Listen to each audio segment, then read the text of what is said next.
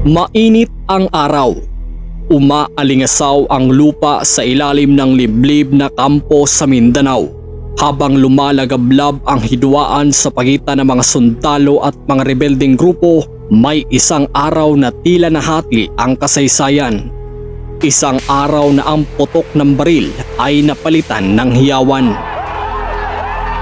Isang araw na huminto ang giyera para sa isang suntukan, hindi sa gubat kundi sa Las Vegas. Mayo 2 taong 2009 sa MGM Grand Las Vegas, nagharap ang dalawang alamat ng boxing, ang Briton na si Ricky Hatton at ang tinaguriang pambansang kamao ng Pilipinas na si Manny Pacman Pacquiao.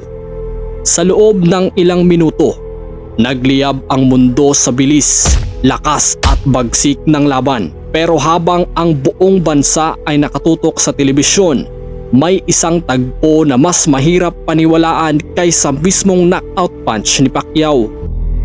Sa ilang liblib na lugar sa Mindanao, partikular sa Indanan Sulu na dating kuta ng mga Abu Sayyaf, kung saan halos araw-araw ay may bakbakan sa pagitan ng mga sundalo at ng mga miyembro ng Moro Islamic Liberation Front o MILF at ng MNLF, may nangyaring tila himala. Tumigil ang putukan, pumupa ang tensyon at sa isang kampo nagsama-sama ang mga sundalo at mga rebelde para manood ng laban ni Pacquiao.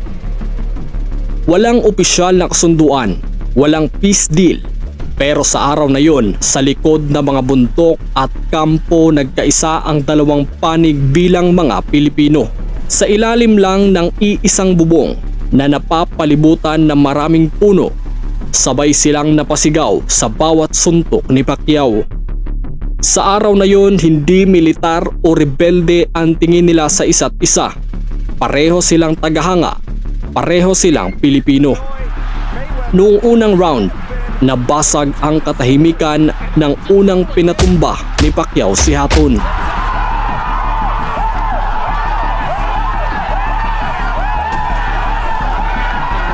Nang bumagsak ulit si Hatton sa ikalawang round,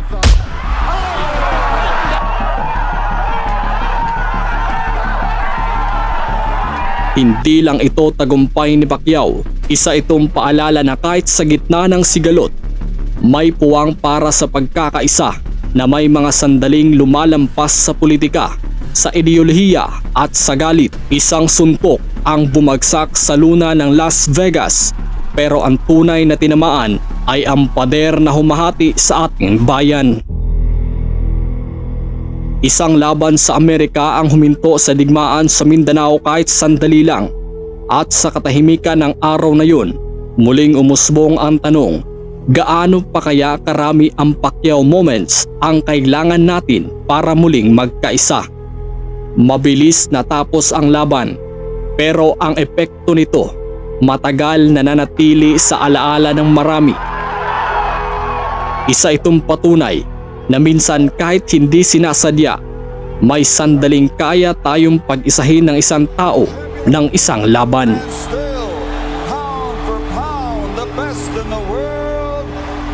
Manny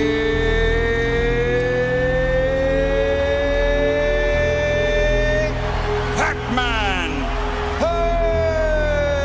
Pacquiao.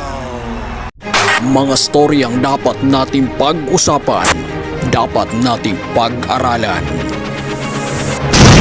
Ito ang Tropa Storya.